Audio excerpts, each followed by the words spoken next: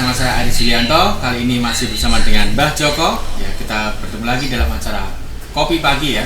Temanya kali ini ya Mbah Joko, kita akan mencoba menggali fenomena-fenomena unik yang sebenarnya sering terjadi di sekitar kita. Ya, kita berbicara mengenai sistem pemerintahan ya. Dalam sistem pemerintahan itu kan ada sebuah suksesi ya, kepercayaan kepemimpinan. Di mana ya setiap akan adanya sebuah kampanye dalam sebuah pemilihan kepala desa, mungkin pemilihan anggota legislatif maupun pemilihan presiden ya. Banyak sekali ditemukan fenomena mengunjungi tempat-tempat klinik, tempat-tempat keramat, tempat-tempat sakral. Itu sebenarnya seperti apa? Iya Mas Aris, begini ya. Fenomena-fenomena unik seperti itu sebenarnya kan sudah menjadi hal yang lumrah di dalam budaya masyarakat kita. Itu tidak hanya di Jawa saja, tetapi di beberapa daerah di Nusantara hal seperti itu sebagai sebuah hal yang biasa menjadi sebuah budaya. Namun perlu kita garis bawahi juga bahwa pemahaman seperti itu juga posisinya sangat sempit sekali. Yang dimaksudkan sempit kan banyak sekali yang mengartikan itu dianggap meminta kepada sesuatu yang ada di situ, mungkin penunggu di situ atau apa itu. Sehingga kalau dilihat dari kacamata budaya dan keyakinan memang sesuatu yang batas-batasannya sangat tipis sekali, karena kalau memang tidak memahami tentang budaya secara utuh nanti bisa dianggap melenceng dari agama atau dari keyakinan. Namun di sisi lain kebudayaan ini menjadi sesuatu hal yang wajar dalam masyarakat kita. Bahkan suksesi ini terjadi seperti itu, yaitu tidak hanya di era Republik, bahkan di era raja-raja dulu sudah bagaimana beliau mencari wahyu dalam sebuah suksesi itu dengan cara seperti itu. Namun yang penting bahwa bagaimana kita berada di tempat keramat seperti itu, tetap hal yang nomor satu itu tentunya kan keimanan kita, agar kita tidak jatuh dalam sebuah kekeliruan seperti itu. Terkait dengan budaya unik tadi, budaya fenomenal seperti itu memang menjadi hal yang wajar. Karena kalau kita flashback tentang budaya masa silam, budaya raja-raja itu kan mereka sebenarnya kan mencari wahyu, mencari kedudukan atau wahyu kederajatan, atau kalau dulu disebut wahyu kanarendran istilahnya. Untuk menjadi raja kan harus memiliki sebuah wahyu. Karena tidak semua orang bisa duduk menjadi raja. Kewahyuan itu. Mencari wahyu. Dan wahyu ini memang turun-temurun dipegang, sehingga ketika wahyu ini sudah tidak ada di dalam sebuah kepemimpinan atau di dalam sebuah singgasana kerajaan, pasti kerajaan akan mengalami keruntuhan. Dan ini terus dipertahankan dengan cara apapun. Sehingga orang yang mau menduduki tahta raja itu harus mencari wahyu dulu. Dalam cerita mungkin kita bisa berkaca pada cerita bagaimana dulu Kanjeng Panembahan Senopati mencari wahyu untuk duduk menjadi Raja Mataram. Meskipun sebelumnya wahyu ini sudah ada dipegang oleh orang tuanya Ki Ageng Pemanahan. Ketika duduk menjadi Raja Mataram pertama kali di tanah Jawa, itu Ki Gede Mataram ini memperoleh wahyu tanpa sengaja lewat hasil minum degan atau kelapa muda yang di dalamnya berisi wahyu Gagak Emprit, yang sebenarnya itu diperoleh oleh yang memperoleh Ki Ageng Giring, namun tanpa disengaja diminum oleh Ki Ageng Pemanahan saudaranya, sehingga akhirnya wahyu Kanarendran ini jatuh kepada Ki Ageng Pemanahan, sehingga beliau berhasil membangun kerajaan Mataram Islam yang pertama kali di tanah Jawa. Di Yogyakarta ya? Masih di Mentawai dulu, masih di itulah. Kemudian ini kan turun lagi kepada Panembahan Senopati, beliau juga mencari wahyu, bahkan bertapa di Kayangan. Tirtomoyo itu? Tirtomoyo Kayangan itu kemudian dan ini terus turun temurun terus tradisi semacam inilah. Akhirnya sampai sekarang para pejabat-pejabat sekarang di era Republik ini juga seperti itu, banyak yang seperti itu. Calon pejabat mereka calon-calon pejabat, bahkan pejabat untuk melanggarkan kekuasaannya kan juga banyak yang semacam itu. Itu memang fenomenal unik dan itu memang tidak dipungkiri, memang ada, memang ada. Apalagi di era ketika masa suksesi, baik itu suksesi pemerintahan ataupun legislatif dan pilkada, bahkan untuk suksesi di wilayah desa sendiri kan juga banyak calon-calon kepala desa yang menjalani laku untuk mencari wahyu itu. Sebenarnya kan seperti itu. Nah, ketika mereka datang ke situ sebenarnya kan memohon kepada Tuhan sih, karena orang itu tempat-tempat tertentu itu memang diyakini, atau istilahnya di Jawa itu kita mencoba menapaki lagi jejak masa silam. Menapaki jejak masa silam para pendahulu jejak para pendahulu dulu ketika mereka menjalani laku di sebuah tempat mereka menggayuh wahyu. Lah akhirnya di era sekarang oleh generasi-generasi sekarang diikuti jejaknya. Sehingga ini disebut dalam Jawa nunggak semi. Ya, kita mencari nunggak semi agar apa yang terjadi di masa silam bisa terulang lagi kepada generasi berikutnya. Seperti itu, sehingga tempat-tempat keramat yang dijujuki atau yang didatangi untuk laku spiritual ini biasanya memang dulu pernah dipakai oleh para leluhur. Jadi tidak sembarang tempat keramat bisa dijujuki. Ada kriterianya. Ada sejarahnya.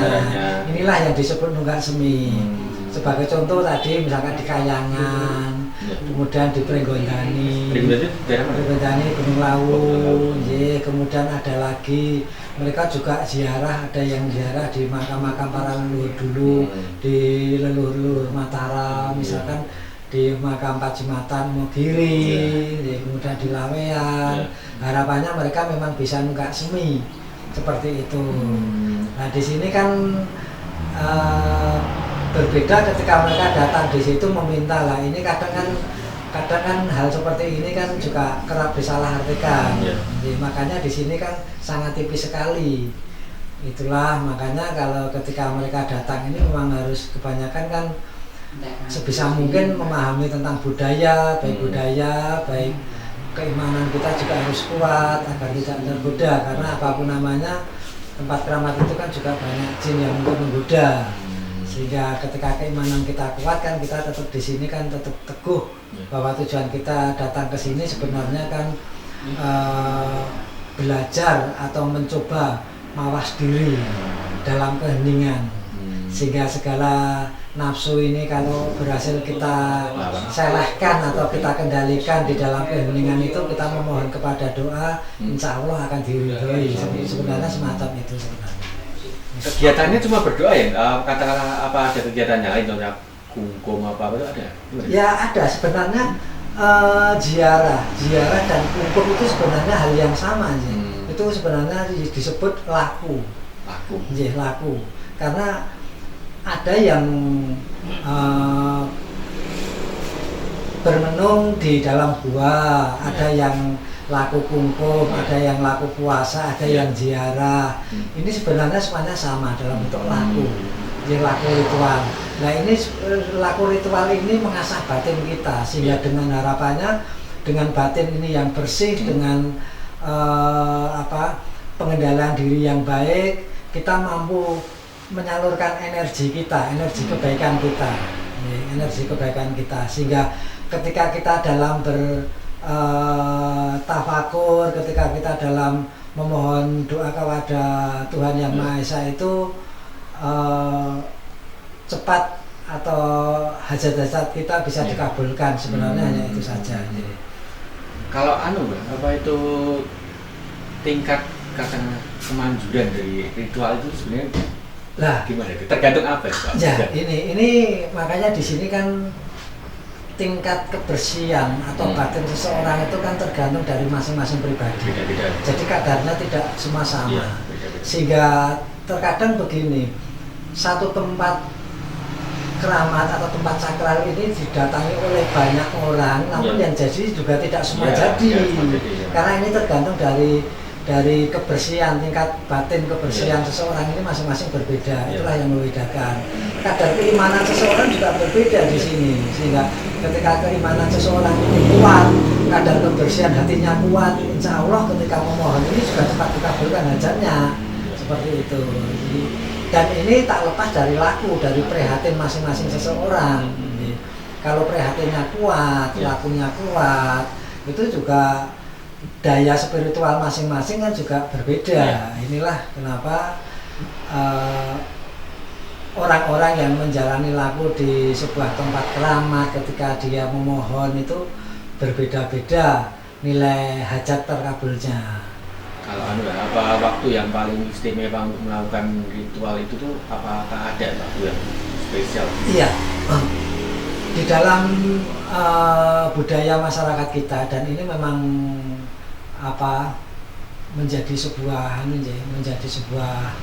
memang alam itu seperti itu. Jadi yang namanya wahyu itu tidak akan pernah datang siang hari. Kenapa orang menjalani laku itu harus kadang melek, semalam suntuk, kadang puasa, dan wahyu ini kerap kali datang kan di saat masyarakat, di saat manusia itu tidur terlelap. Sehingga kebanyakan wahyu itu diterima kan pada malam hari setelah jam 12 malam. Nah, ini kenapa kalau orang gayuh kenapa menjalani laku ritual itu malam hari sampai dini hari sampai pagi hari, atau kungkung malam hari sampai dini hari? Ini karena disitulah nanti kan wahyu itu kerap diyakini turun. Sehingga dalam tembang Jawa kan ada ketembangan aja turu sore kaki, itulah itu. Aja turu sore-sore karena akan ada dewa nganglang jakat nangking bokor kencanane, bahwa di dalam kencana itu berisi wahyu-wahyu, sehingga unen-unen ini menjadi filosofi masyarakat Jawa ketika menjalani laku. Oke, wahyu tadi nanti bentuknya apa? Bisian, apa sebuah kebulatan tekad, atau mungkin sebuah penampak? Gimana? Nah, ini berbeda. Yang namanya wahyu ini memang beberapa daerah kan berbeda-beda wujudnya. Ada mungkin wahyu itu dalam bentuk wisik. Wisik itu sebuah, misalkan ketika menjalani laku di situ tiba-tiba ada hati atau bagaimana itu, terus dia ada petunjuk bahwa kowe esuk ben bisa dadi ning kudu ngene itu juga ada.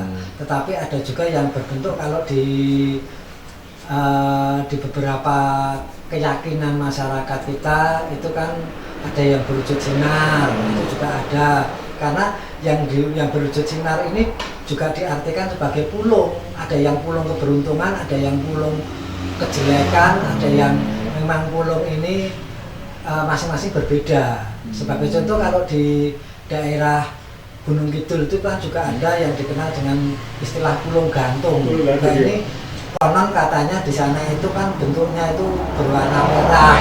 Kalau sampai jatuh ke salah satu daerah atau itu akan ada pagebluk, jadi orang meninggal. Nah, ini. Tetapi ada juga yang mengartikan bahwa ketika wahyu ini pulung itu sinarnya kalau di dalam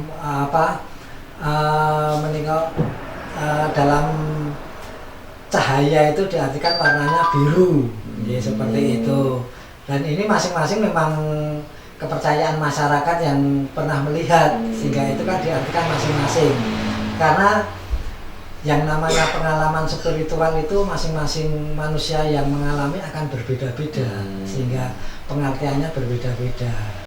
Oke, gini Mbah, sekarang tadi kita sudah berbicara mengenai pulung ya, entah itu pulung keberuntungan maupun pulung pagebluk ya.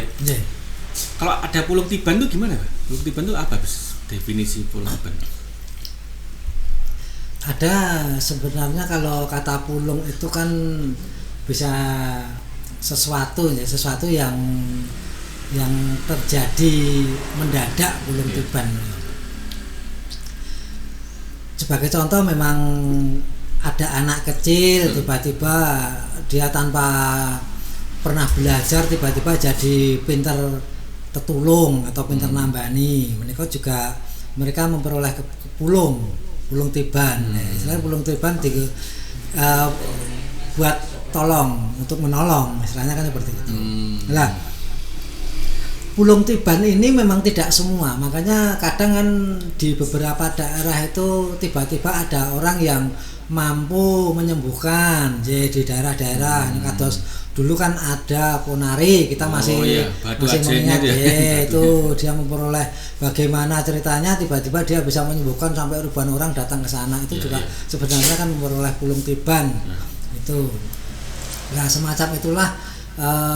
Itu sebenarnya memang fenomena sisi lain dari kehidupan di alam semesta ini, sehingga ketika kita menyadari bahwa sesuatu hal itu semua bisa terjadi, kita akan semakin lebih meyakini bahwa Tuhan itu memang maha segalanya, dia mengatur segalanya, sehingga ketika kita memahami hal-hal seperti itu, kita akan semakin yakin dan iman kita semakin yakin bahwa Tuhan itu memang ada dan mengatur kita semua. Seperti itu. Apa itu tradisi unik ya, itu ternyata sowan ke tempat-tempat yang sakral gitu ya.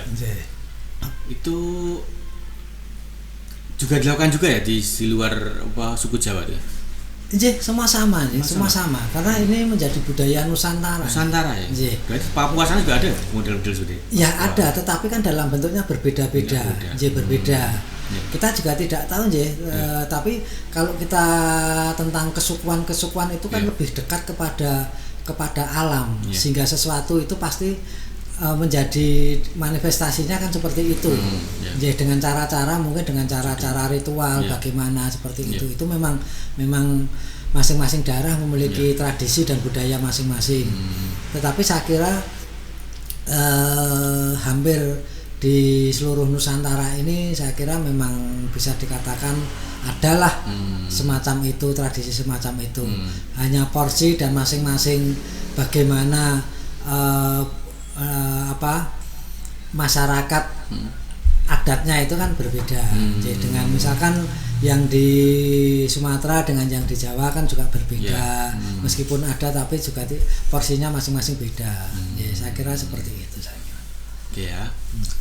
Baiklah pemirsa, kita akhiri obrolan bersama Mbah Joko pada kopi pagi ini yang baru saja kita membahas mengenai tradisi unik ya di Nusantara, tentang bagaimana kita mengunjungi tempat-tempat yang sakral ketika akan ada sebuah suksesi di pemerintahan yang baik di eksekutif maupun legislatif. Dan kita berjumpa lagi di lain kesempatan. Salam kopi pagi.